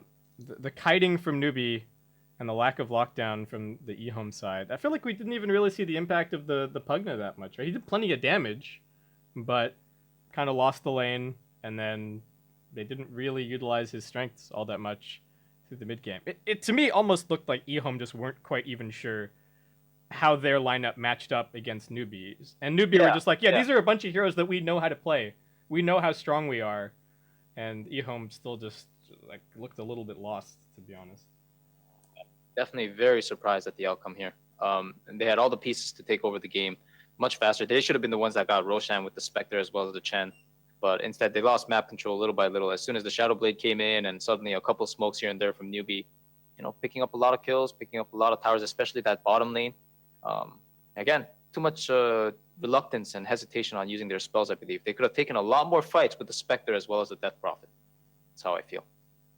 Yeah, lots of times that those two big ults got popped, and then it didn't result in anything. Anything? Really. Yes, Yeah. yes. And I think NEWBEE playing pretty well around the cooldowns. I mean, that first Roshan that they grabbed was realizing, okay, we're keeping track of the Exorcism, we're keeping track of the Haunt. They're both really long cooldowns at this stage of the game. And they just kind of walked in there with a very underfarmed sniper, but they knew that they had the strength of the Underlord with the Firestorm. And I feel like that Roshan gold really helped kind of buoy them up through the early stages. That's probably even part of where Kaka managed to get all the farm that he had, right? He was farming a little bit. They managed to snag a couple of those tier 1s with the Mass Serpent wards, but then also that Roshan gold helping to keep the game kind of even. And after that point, NEWBEE made it look super easy. So I don't know. Anything obvious that you feel like EHOME need to change for game 2? Do you think they could have? They couldn't have continued down the all-in path this game, right? They couldn't have picked something else instead of the Spectre and just tried to win in like 20-25 minutes. I actually think, in theory, Spectre was the best pick in hindsight, right? Because it got them to the point where they could lose the lane, but they still had enough space to farm on the map, and then eventually become stronger. Yeah. My only fear, like, honestly, this game shouldn't be looked at too much beyond the picks, like beyond the plays rather, because they had the strategy, it was correct, they had the lead, and I feel like they really botched it. So honestly, just stick to the game plan. You know, if you have this ability to get these lane advantages, you know, with the Earth Spirit, Death Prophet, you can shove in the mid and destroy SCC. Go for it. If you can take the bottom towers the way you did and constantly play in the jungle and apply a lot of pressure, go for it. But just make sure that you're looking at the Roshan follow up after, because that Aegis is going to be a critical factor in whether you can break high ground or not. Yeah, they hardly got to play on the Radiant side of the map at all, but that's what we've been seeing from NEWBEE out of all of these games. They are just so good at controlling the map, even without the best split pushing or lane shove heroes. They still just seem to manipulate the map in just the right way that they can slowly hedge in their opponents, find a bit more farm, get that one pick off, and go and win the game. So that's going to wrap it up for this one. We still got one last game. Unfortunately, that now means EHOME are out. Losing this one, they had to 2-0 this series to move forward in the DPL, so they are now eliminated. NEWBEE, if they win the next game, they're going to claim the top spot in their group. So we still have more Dota coming up. Claire, you're going to stick it out for one more, still adjusting that schedule? Well, you already know. Yeah, Here awesome. to see it end. All right, guys. We'll be back in a couple of minutes for NEWBEE versus EHOME Game 2. Catch you soon.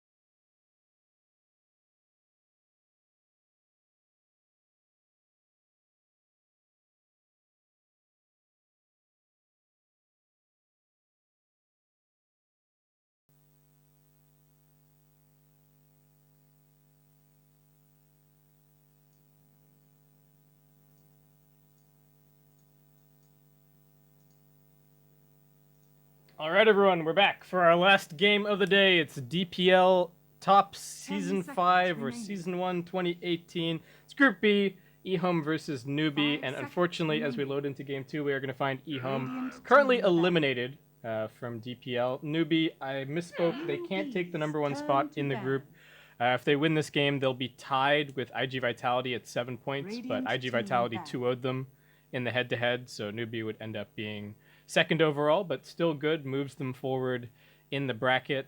And the other thing to mention for DPL is while the stakes are relatively low, the thing that really matters is that the top teams at the end of the tournament actually qualify through for the MDL major. So very important for some of these teams to keep on picking up points. Not so important for NEWBEE because they've already been directly invited to that event.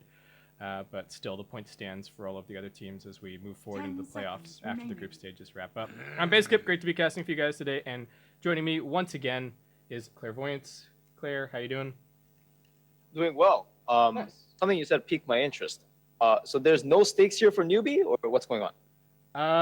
So for NEWBEE, they, as I understand it, right, they're already invited to the event that this event feeds into. So there's money on the line.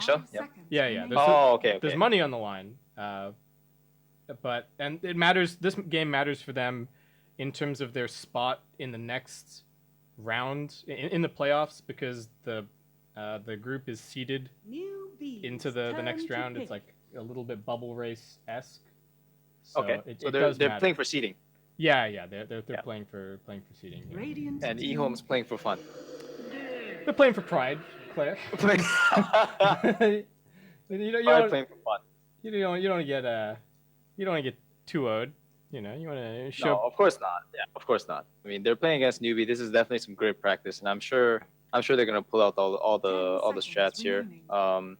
Innocence is drafting now, and as you said, man, it's not fun to get 2-0 no matter the circumstances.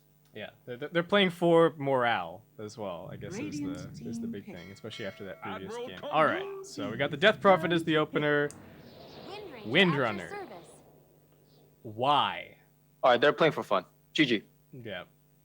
No, I'm just kidding. I mean, I don't know. I'll be honest, man. Like, this hero has some hidden potential. It's a very good dueler/trader in the offlane. Obviously, Windranger has received a lot of buffs. But at the same time, it's a hero that always has to show herself on the map at some point, has a stun that's kind of unreliable and can, put her in some bad positions. Generally not a fan of the pick, but hey, man, Kunkka Windrunner, let's do it.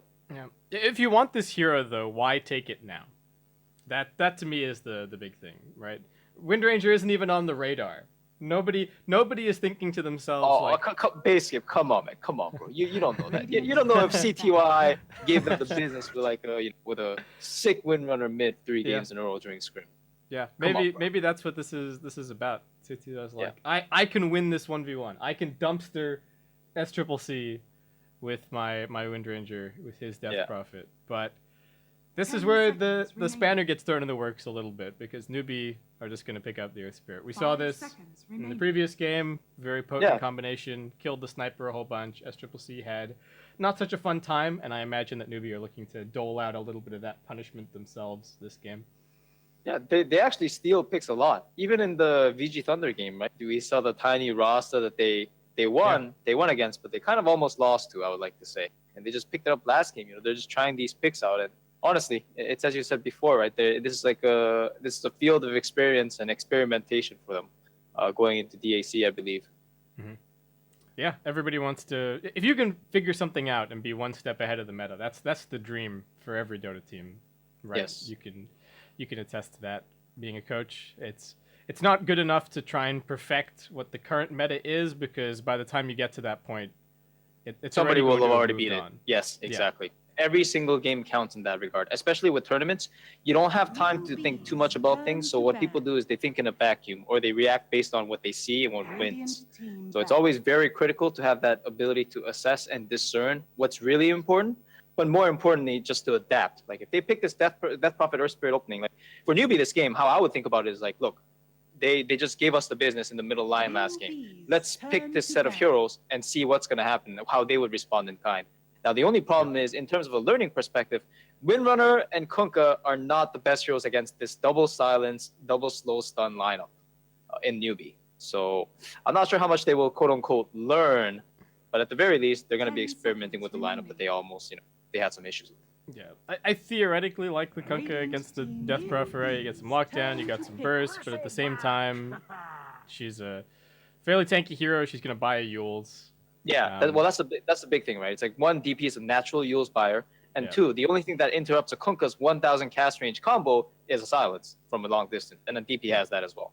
So 10 seconds. This is another hero that. Oh, okay. I'm not gonna flame Bristleback too much because I think he does actually have a place. And you look at there've been some pretty good Bristleback performances recently. I think the Secret at Dream League. Yeah, I mean, you only say that because Secret won a game with it. Let's be real here. Secret makes every hero look good, man. That's not fair. Was that Bristle Wisp as well? I believe so, and it was a specific Bristle too, because they didn't just pick it like first pick. They picked it into a specific hero that they were laning against, and I can't recall the matchup, but if I recall, I mean, if I can remember something else, Ace did play it as well. Yeah. Well, to me, what's really cheating is Bristle Wisp. Bristle Wisp is cheating. Like, I think Bristleback by himself at the moment, I've seen him lose a lot of games. My general opinion of this hero is not very high. They could pick Wisp if they wanted it, but NEWBEE is just going to fire back with a Legion Commander. EHOME. Alright. OD. Into a DP Earth Spirit. So they can have Aura for the Bristleback to spam cools infinitely.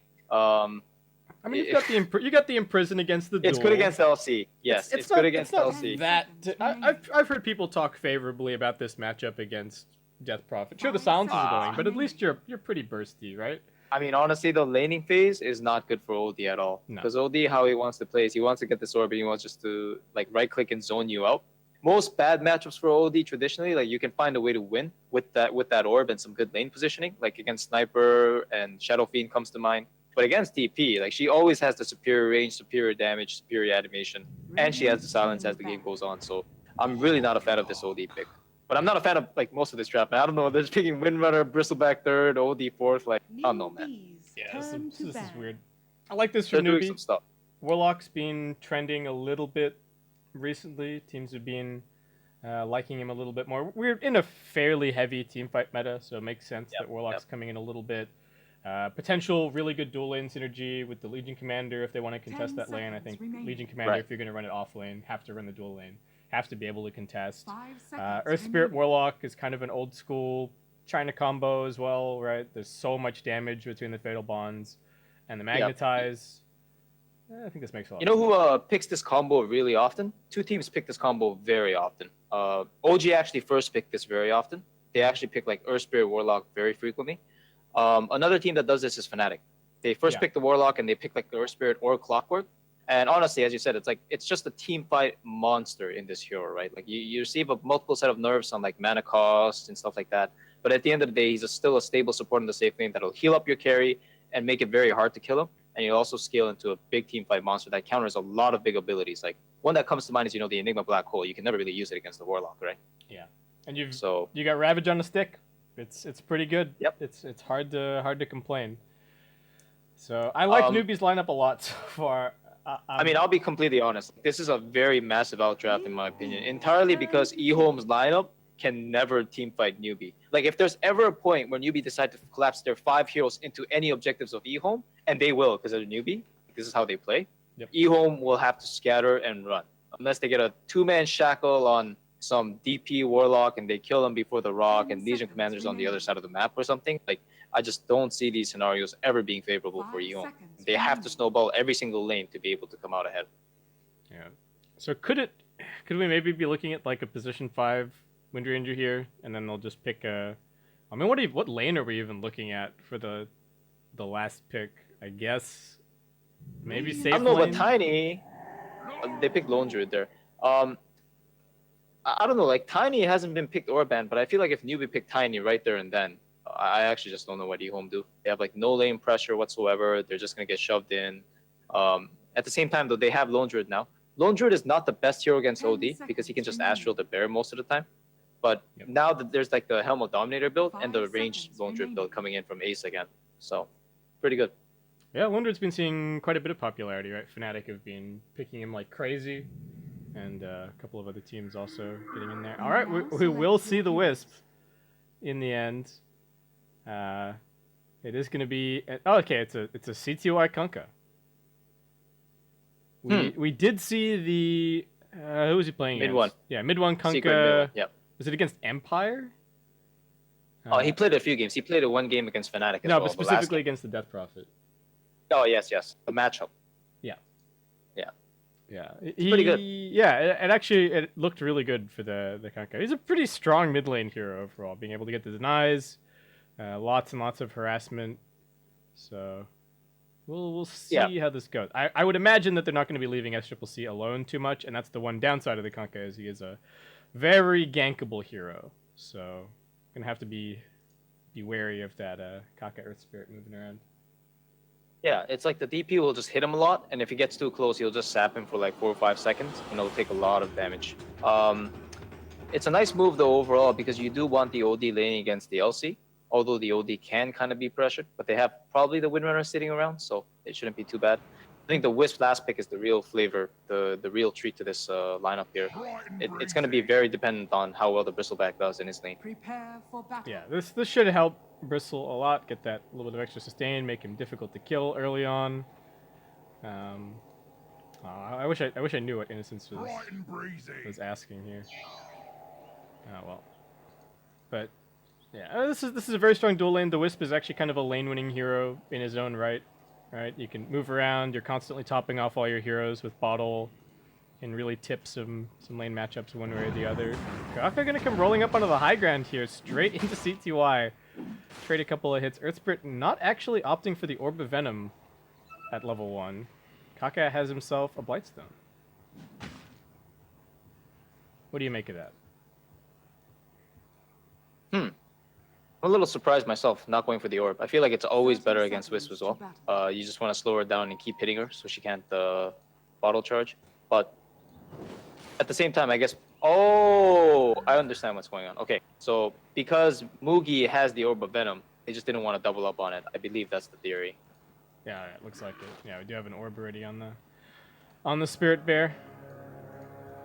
I don't know if he'll maybe fast-ish Medallion, faster Roche. Innocence taking some harassment here. KP knows that he has the backup of the Warlock, so they're just going to contest this bounty. They grab 1, 2, and this will be the 3rd for NEWBEE. Nice little start to this game. EHOME not really able to contest. I mean, I'll be honest. I still think the Orb of Venom is better regardless because he's not going to just be playing entirely in this lane, right? At one point, he's going to go into these other lanes. He's going to slow other targets. You want that Orb, do that extra damage as well. But it is what it is.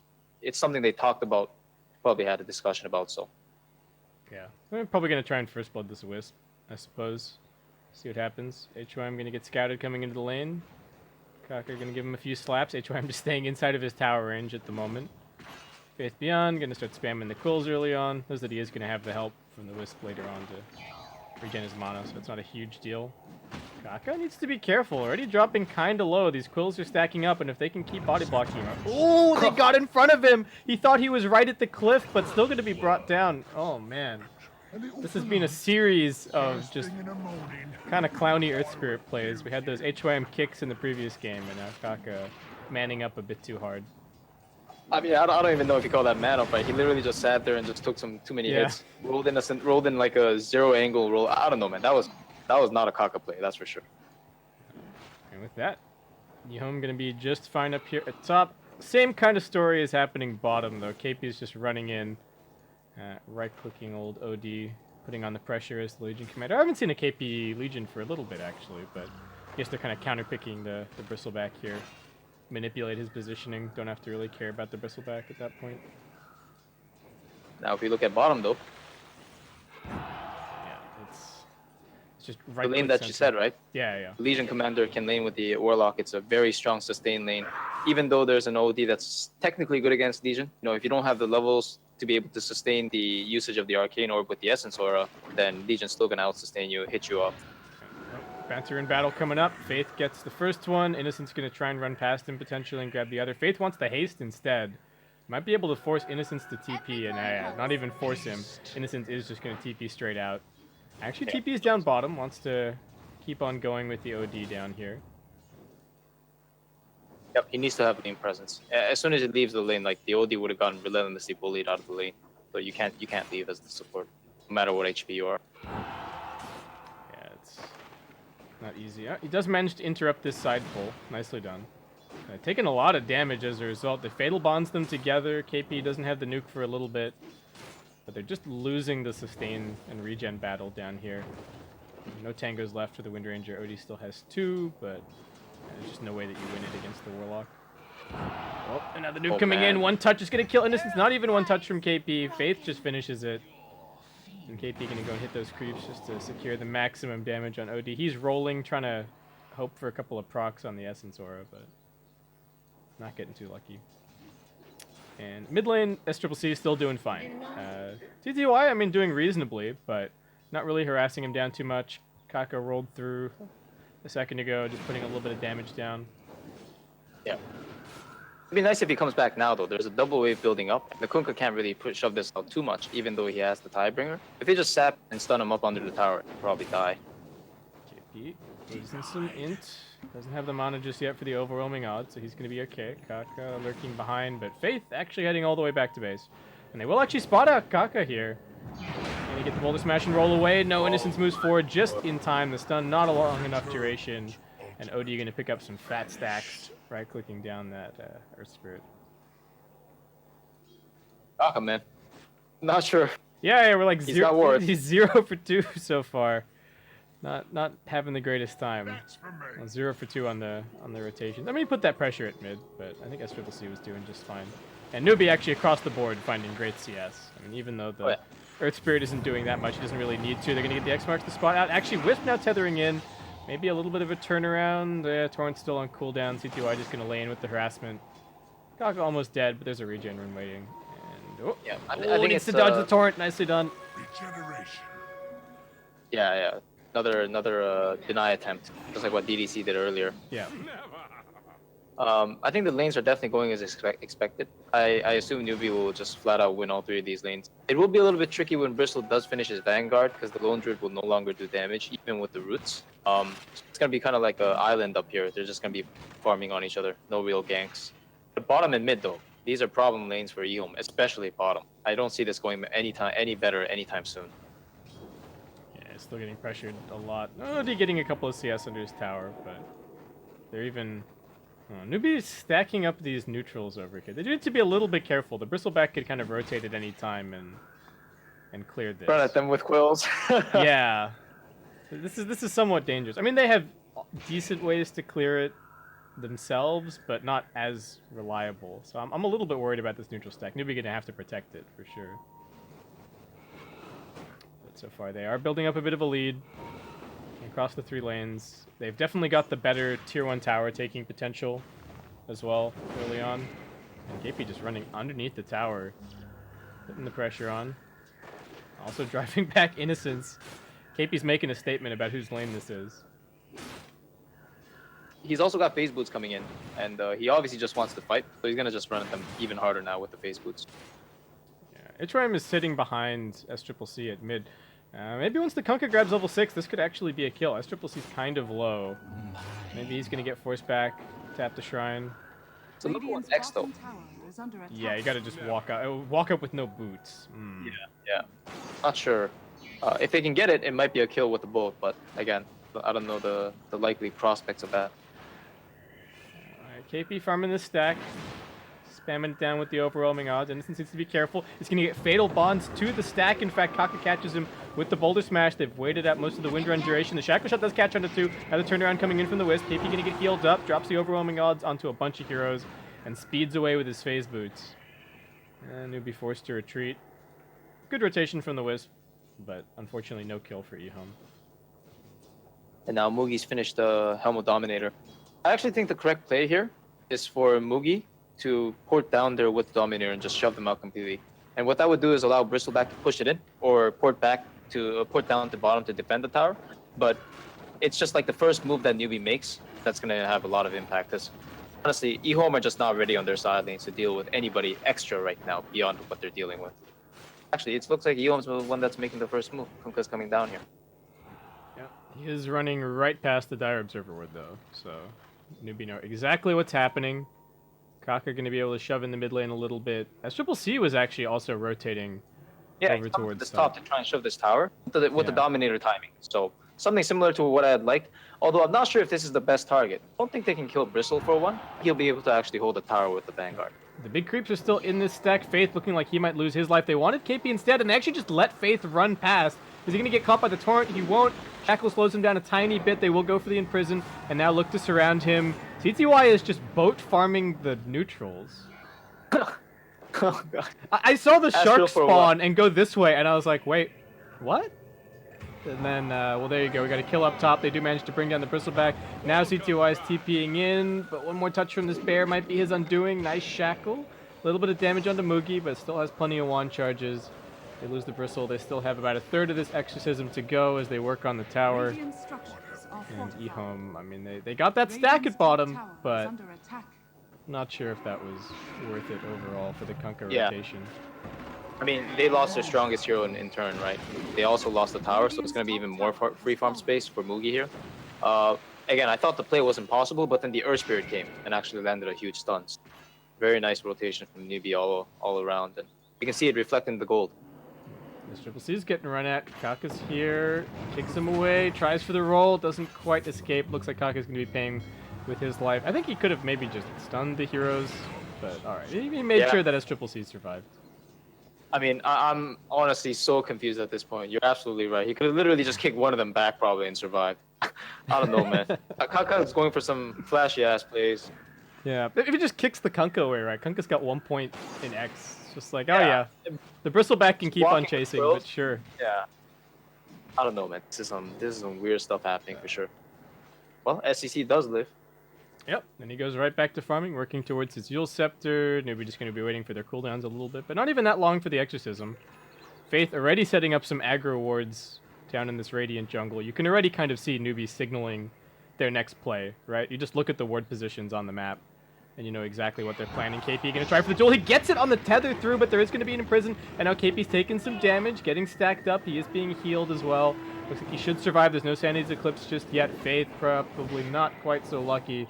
Couple more auto attacks. They've got that bonus move speed. OD actually pretty nice synergy with the Wisp. The attack speed and the move speed he absolutely loves. KP escapes, but EHOME find that kill. So again, like in terms of hero distributions, I really feel this Lone Druid should be making his way down to bottom lane. He's the only one that can really shove out this OD right now, and with the farm advantage he has, he should definitely look to do so. But instead they're just like losing out on the Legion Commander now as well as the Warlock because they just don't scale well into the OD. Finally, they smoke. They're making a rotation to the OD, I believe, and this should be the tower if they can secure the kill. Yeah. They are going to leave the Lone Druid to pressure mid in the meanwhile. Moogie has picked up some power tread, so maybe signaling that we are going to be seeing the ranged build here Druid. for him. Yep. And NEWBEE, they want this kill. They're going to run in. They're going to get the duel as well, along with the Exorcism. No counter initiation available for EHOME. They just leave the OD completely for dead. Maybe even rotating in here with their siege creep will be able to grab this tier 1. EHOME going to try and fight back. They're going to try and take this tier 1 tower over at the top side. Big rotation coming in from CTY's Kunkka. Going to land the blind torrent. Does get the X off, and now following it up with the boat. Kaka shouldn't be able to play his way out of this. Also going to get shackled. Quick kill for EHOME, but losing mid tower, losing bottom tower. They're just getting pressured everywhere, and they don't really have the push to find trades. Even Bristleback TP movement. mid. Yeah, good TP by Bristle. The unfortunate problem with this is that they're going to get shoved in even harder at bottom. They know for sure Bristle can't port bottom now. And as long as NEWBEE hold the mid tower, this Bristle will still have to leave the lane because he doesn't want to be mid. He wants to be able to shove in one of the side lanes with his all his farm advantage, his tankiness. Yeah, I'd rather leave the mid lane for somebody else, right? Take the safe farm. CTY does manage to grab that top tower. Going to be going for a Shadow Blade first. Won't be seeing the, I guess, sort of used to the armlet. We got a rotation in towards mid. NEWBEE do have the chaotic offering ready. They won't be able to burst down Faith. He doesn't get shackled with the creep wave. And now the fatal bond along with the nuke from the Legion Commander just rips them apart. Kaka rolls in, finds a nice 2-man stun. KP, are they going to try and dive this Bristle? They need to be a little bit careful as Triple C is keen, but KP just wants to focus on the objective. NEWBEE not in full agreement about what they should do now. They are going to be TPing in this OD. What can he find? Kaka runs into him around the corner. He will get banished up. Faith Beyond still taking a lot of damage. Legion Commander going forward with that overwhelming odds, doing so much work. Long-range boulder smash, not going to connect from Kaka, but looks like KP should be able to head off the OD at the pass. Nice stomp from the Helm of the Dominator creep, locks him down. They find yet another kill, and NEWBEE. This is like you were saying during the draft, Claire. As soon as NEWBEE decides to just deathball one lane, EHOME really have nothing that they can do. I mean, come on, man. They got a Rin Ranger 5 position and a Wisp 4. Innocence is jamming these shackles, but what can they actually do? Faith's going to try for the TP out. He's going to get X'd. He still goes all the way back to the fountain anyway. Why not? He's going to keep on running, and he will be brought down at the end of the day. Everybody else from NEWBEE just scatter. Goodbye of cruel world as he sinks to the fishes of the torrents. But yeah, man, look. Position Windrunner, 4 position Wisp. We're not taking any team fights this game. As long as Warlock Rock is up or any ultimates on NEWBEE, it's just going to be too much force, too much presence to deal with. In the meantime, they do get the Warlock kill again, pushing in mid. Bristol doesn't want to be here, but they're kind of just doing a ping pong bounce effect now. Mugi free farming and pushing bottom lane. Yep, got a double damage bear. This tier 2 tower is looking pretty, oh, might even be dead at this point. Yeah. Mugi gonna pop the battle cry and look at this bear go. No glyph. No glyph. Dead for sure. Torrent stops him for a second, but I think he just commits. So, nice deny. And Mugi gets the TP out. Can they save the bear? Also, A-okay. Yeah. Should have X'd the bear. They were gone to kill. Bristol's really good at sniping the bear because he just keeps running with it. Yeah, keep spamming quills, spam the goo. I think he As got, long as there's no I think he got savage roar. roared though, right? Yeah. But yeah, That's the after thing though. that- He came in close range, right? He has like 800 cast range on the True, X. Here's a smoke coming from NEWBEE. Very low resources on SCC, but I guess it doesn't matter. If he finds the Arcane Rune though, which he will, Ooh. that's gonna be free. Yeah, who needs mana when you've got the Arcane Rune? You are fine. Odie's still farming, trying to get up to his 4-staff. Getting those points up in the Arcane Orb, ready to start dealing some damage. Link up with the Wisp. Oh, they're going to go for this Kunkka. Blink in, duel. Can they get the relocate out? They're going to try for it, but they silence the Wisp, interrupting that. They don't focus the damage on the Kunkka just yet, but it looks like they should still be able to run him down. One more touch. He's ticking, he's gone. KP's running out through the mid. They're going to camp out the Wisp as he returns to the fight. KP might actually end up going down to Faith Beyond. Rock gets dropped onto two. They actually brought the OD into this fight. What can they actually do? He's silenced and silenced and silenced. He finally manages to imprison himself. They're also kiting the Bristleback. They Yules him up. OD pops out. He's dead. That's 3 down on the EHOME side. And NEWBEE just going to keep on running forward. They do need to be a little bit careful. These quills are stacking up, but the Exorcism also doing great damage. And one more touch as SCCC finds a triple kill. Innocent's going to ping out the... Yeah, there's actually a ward exactly where he pinged. But doesn't matter that he knows now. NEWBEE just heads straight into the pit. Very easy teamfight victory for them. Yeah. The bear, the rock, and the presence, they're going to be able to take this one down for sure. Yeah, man, I don't know. The OD right into the middle of the fray there into a rock. Not sure if that was the play, man. He's as good as useless once he's silenced, right? Like, Yeah. just has to run around. He can't do anything. They chuck the Aegis onto the lone druid. He's got a Maelstrom completed. They're going to duel up this Kunkka. He is surviving for a little bit longer. He might escape. I don't know about HYM, though. Yeah, he gets rooted, and he's going to get right-clicked down. They pop the Crimson Guard. They're trying to fight. Faith Beyond wants to run in here. He's got those Quill Spray stacks, but they're just focusing on the softer targets. The supports are down already, and that's a lot of the lockdown already dead for the EHOME side. OD still just getting sniped by the lone druid. They will let him go. CTY finds himself a DD. Maybe he can get a courier snipe. He's going to be up here at just the right time. No. I'm a little surprised, though. Given the amount of duels that KPI had this game to set up kills, he's only got 10 duel damage. Yeah. So, pretty little considering all the activity that he's been taking part in. Cleave. Huge The damage. KP going to try for the blink away. Still brings him back. Nicely done. Straight into the torrent. Relocate even coming in.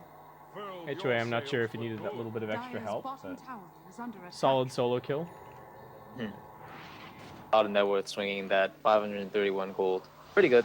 I don't know if Wisp was there for the assist gold or AoE gold, but regardless, something they need right now, among many other things, to crawl back into this game. CTY knows that Kaka is potentially up here. Going to spot him now. And Innocent's also going to come running forward. Tries for the shackle off the creep. I think that was a little bit bold. Now Kaka might be able to play his way out of this. He finds the roll angle And he's going to go for the TP. Can they imprison him? Yes, they can. Nice force staff forward from the OD. A little bit more difficult than this kill needed to be. I don't know. Innocence was just trying too hard to be cool, I guess. Oh man, I'm telling you, man, these guys, they're playing for fun right now for sure. Yeah, I get the feeling this is the like, oh yeah, what hero do you want to play? Yeah, yeah, Draft. exactly. I mean, Innocence literally picked Wind Ranger himself. He's thinking, all right, I want to play Wind Ranger. Yeah. Now Faith is dead. Not so safe harbor, eh? Or is he? Yes, he is, probably. He's going to drop the rock. They've also got SCCC coming in. Now Faith, oh, one last auto attack, follows after him. He is going to end up being brought down. Bristleback's pretty tanky here, and he will get imprisoned as well. KP not successful with the duel, but they're just going to wait for him to pop out, maybe run him down. SCCC only has the one Spirit Siphon left. They're doing good work with the Fatal Bonds. Moogie gets shackled to his bear. Nicely done by Innocence. Power shot spam still coming out. This shrine already used as EHOME retreat themselves back. But that's a rock dropped, and they got the Warlock kill, losing nobody.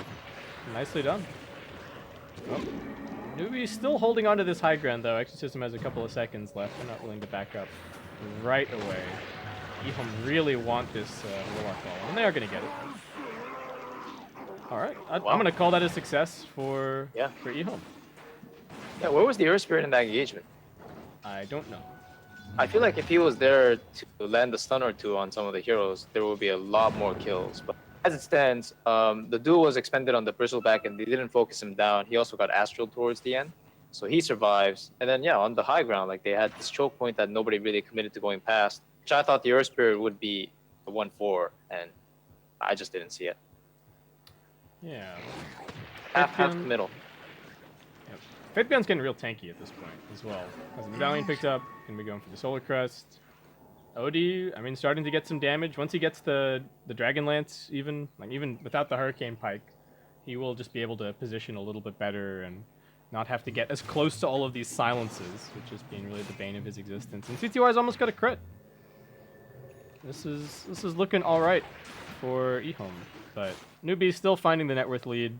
They are going to be going for a Silver Edge on the Lone Druid to try and make quick work of the Bristle, but EHOME with the smoke. They want KP. Can he blink out of this one? CTY's got to time it right. He gets the combo easily. KP getting locked down. Can they save him? Looks like not enough damage, actually, as the silence comes through from SCCC. Faith Beyond still wants this kill. They're going to chase forward through the upheaval. OD getting slowed down. The bear is closing the gap onto him, and now the boulder smash. You wanted to know where Kaka was. He's here for this fight. Kanka also going to get caught. Double kill for KP. Innocence trying to windrun his way out on the other side. He's got some heals. They did manage to get the relocate out, but HYM also going to end up falling. And NEWBEE with all 5 at that fight, even without the chaotic offering, easily find the turnaround and straight onto this mid-tier too. Yeah, reaching this Lone Druid right now is a real problem. Like this DP and LC are just creating too much presence in the fight. They're silencing up targets, doing a lot of burst damage with both their nukes. And Moogie is just, going to town with these guys from his like 1000 range right clicks. He's got the Aegis as well, so this high ground push is looking pretty strong. I don't know if they'll commit beyond the tower though. Crimson Guard's helping a little bit to slow this down. They get the Bristle back up into the air, straight down into the boulder smash. They've actually got the Spirit Vessel. He's taken a lot of damage off of that, and they are going to focus their axe. Exorcism, only a couple of seconds left. NEWBEE needs to be careful about how long they stick around, but they've got the damage to finish it, and now try to escape. EHOME, can they get a catch? Innocence wants the shackle, wants to keep them here a little bit longer. He finds the 2-man, but they've got the purge from the press the attack. KP helping out, Kaka with the roll away, and NEWBEE disengaged cleanly. Yeah, and they're going to regoose. They're going back in. Yeah. 2-man silence. Duel now coming in on the OD. HYM going to do his best to save him. He doesn't have to relocate. Boulder Smash keeping the lockdown. They do manage to get the duel victory. Innocence reveals his position on the high ground. He's going to be able to walk this one off, though, it looks like, but NEWBEE, I guess, just what they want to go. Are they going to go through mid to bottom? Is that the plan? Yeah, they have Aegis. They can. I didn't realize it, but Faith had Rock come off cooldown during that push on the high ground, so there's no reason for them to not stay. Yeah, they've got pretty much everything. Well, I mean, still 60 seconds on Exorcism, but yeah, who needs Exorcism anyway? Yeah, they're very strong at this point. CTY, all right, he's got the Crystallis. Time to roll for some damage.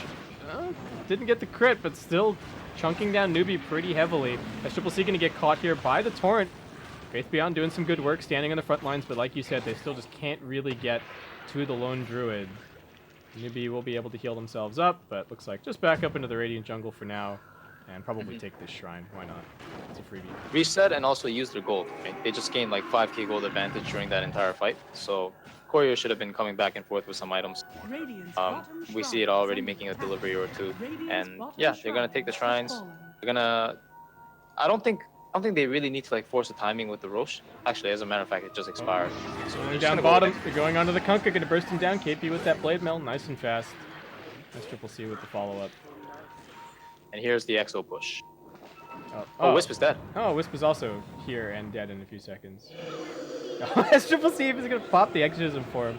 Why not? Boulder Smash catches him on the way through. Nicely done by Kaka. Looks like he's warmed up now. But, oh, maybe the Wisp still going to survive. They're going to drop the rock on him and Innocence. And Wisp is still surviving. HYM still bottling up. NEWBEE maybe diving a little bit too far to grab this Wisp kill. S Triple C popping the BKB at a somewhat weird time. OD's going to see that and start licking his lips. He knows that there might be an opportunity to take a fight here. Faith Beyond needs to go in. They need to keep this OD alive, though. He's going to get silenced, also being nuked. Slowed up by the Warlock upheaval. And with that, they're actually zoning them off the buildings. The bear gets brought down. Mugi with the resummon. Does have the Savage Roar. Another silence coming in. They're just controlling the Bristleback. They want to focus onto the OD. KP not able to get the duel off in time, and he actually manages to imprison himself. Kaka comes in with the Boulder Smash. Complete whiff. Now trying to roll out, but Faith Beyond won't give him that opportunity. Mugi knows that he has to reset. Backs up. Does get the Shadow Blade off. Dusted up. And he's just way too fast. And SCCC looks for the turnaround. They nuke Innocence on the high ground. And Bristleback gonna get Yule's Kunkka. What can he do? Torrent, Boat. Bristleback gonna have a ton of damage reduction. But I don't know if he can really commit. The Fatal Bonds is on to everybody. Legion Commander does get the duel off, it looks like, but OD surviving a little bit too long, and he's getting a lot of stacks going. Still has a Sandy's Eclipse, drops it onto SCCC. One more auto attack, gets the double. Though their base is still a shambles. They also catch KP, and looks like it should be a full team wipe in EHOME's favorite. Ooh, OD. Nice little play. Keeps himself alive. I think he was actually fine, even with the blade. Yeah. He was just scared that there was like a blade mail or a dual potential. Yeah. Wow. So, made it pretty heavily. Some BKBs were used without real purpose, and again, they were just caught deep using rock for trying to get a wisp kill that they couldn't find. Yeah, a lot of things really, but they just rocked the support. The BKB didn't do anything. Yeah, but they didn't even kill the guy they rocked, right? Yeah, no. So, NEWBEE, man, I don't know. I will be honest. If they do something like that again, this game is back. Like, EHOME are back. But I think for the time being, EHOME are getting what they can, and everything's still kind of on this Kunkka to get like a real lucky crit. If NEWBEE are keen, it's not going to be reliable enough. C2I scouts Mugi. They're also going to come relocating in. They need this detection. They're going to land the boat. Good job, and EHOME get that immediate pickup. And now they're actually managing to find more. Kaka being caught out. He's going to get caught by the X. NEWBEE bringing in the rest of their heroes. They're going to drop the rock now along with the Fatal Bonds. I think it might just be too much damage. They charge forward at SCCC, but he's getting body blocked. The Exorcism doing decent work. OD, one more nuke brings him down. Now we look towards the high ground. The Fatal Bonds is just doing way too much. Faith Beyond, will we even end up losing the Kunkka as he takes damage? No, Faith Beyond's actually still alive. Still running for it, but the Ghosts finish him off. Alright, even without their lone druid, NEWBEE are still very strong, very teamfight capable. And, LC duel? Yeah, we want to. KP, move speed, running forward, blink, duel, blade mail. Blade mail not going to do that much, but the auto attacks more than enough. You had some vision, I believe. Oh no. Maybe not. Now it's unfortunate for them that they lost lone druid at the start, but hold that thought. Another X. Alright, he heals himself. Alright, Kaka setting himself up for disaster now. The boat will finish him off. CTY wants to go into KP, but doesn't realize perhaps that the rest of NEWBEE are just around the corner. SCCC draining him out. Innocence going to give up his life, it looks like, perhaps. Oh, and OD now making an appearance. Faith actually going to get driven back. Locking on to KP with the X marks the spot. OD still wants this Faith kill. Mugi's in the area, no bear just yet. What is going on? This is a fight for kind of no objective, but looks like they are still going to be able to get KP. Pops the blade mail, turns around, does a little bit of damage. OD needs to be careful about killing himself. He will be okay. C2I is also very low, but at least they've got the Wisp to come in and heal everybody up. And Mugi running forward while they have two heroes dead. NEWBEE, what are you guys doing at the moment? What is happening? This is not the disciplined NEWBEE team that I know. This is some very casual NEWBEE play. Nice Yules up under the ODs. Blink it forward aggressively. Shackle not going to latch. SCCC finds a little hole in between the trees. Still has the BKB. They are going to reload forward. Faith. All right, BKB TP from SCCC. He knows when to call it quits. Faith also gets the TP out. Can they save the Spirit Bear? Looks like no. Mugi is going to lose his loyal companion. EHOME all the way behind the creep wave here. Finish it, OD. Yeah, all right, nice. 300 gold for him. 48 install. They're just out now. Radiant's middle tower is under attack. Meanwhile, their tier 4s are taking damage. Yes, that's definitely a concern. The Bristle blocking back just to restore his regen mana there. Can't really sustain the fight without it right now. Even with the OD there, he's been spamming a lot this game, and he's been finding himself out low on it sometimes. But the next Roshan is the big thing, obviously. When NEWBEE decide to get together, they will probably just walk into the Roche pit. That will be the next big fight for sure, assuming that Kaka doesn't try to do anything crazy here. He's just trying to de-ward around the pit. Picked up the gem, so secure that vision advantage. CTY with the Daedalus, going to be rolling for some crits. They do spot SCCC, he gets torrented, but there isn't really any damage in the area. They're going to keep threatening him. They want to try and force out that BKB, but SCCC knows that he has his team just around the corner, so he's not too concerned. And it's actually NEWBEE taking the high ground. It would make sense to take this shrine before they try and take Roche. That would be perhaps a wise play to make. Or EHOME can just fight under their 23 HP tower. I don't know. Oh yeah, yeah, they're definitely going to deny that one up. Oh, they've managed to catch the OD outside of the base. Can he get the Force Staff off? No, he won't be able to. Now he's also being feared, controlled. Actually, they got the reload back. HYM, godly play, keeps him alive. And now EHOME might be able to find something else, but this is a dangerous high ground to be pushing up. Kaka not going to get caught by the torrent. Innocence goes running in, just scouting a little bit. Exorcism now being popped. If they can kite NEWBEE, that would be great, but KP wants to run in. He finds a dual lockdown. He focuses on the Wind Ranger here instead of trying to go for the OD, knowing that there might be some saves for the OD. Faith Beyond also running back. They're trying to get this Exorcism into the base. They're just looking for kills. There isn't a lane of racks to take down here. And NEWBEE now might get caught on the way out. Nah. What is going on, man? I have no idea what is going on. At the very least, tower is dead now. They'll take the shrine, probably look at Roche, even though the Exorcism is down. They might decide to play it slow and safe, but... Kaka. Alright, he does have a Yules. He does have the roll. Now they drop the rock onto 2. KP jumping in. No duel just yet. SCCC running forward. Faith Beyond. He's actually being broken up by the Lone Druid. KP still just looking for auto attacks, but Bristleback too tanky with the overcharge. He's going to be okay. Warlock Golem going to be focused down once again. NEWBEE, even without their ultimates, they are just so aggro. I guess they know that the creeps are constantly streaming into the base, and EHOME are being forced to deal with that, but...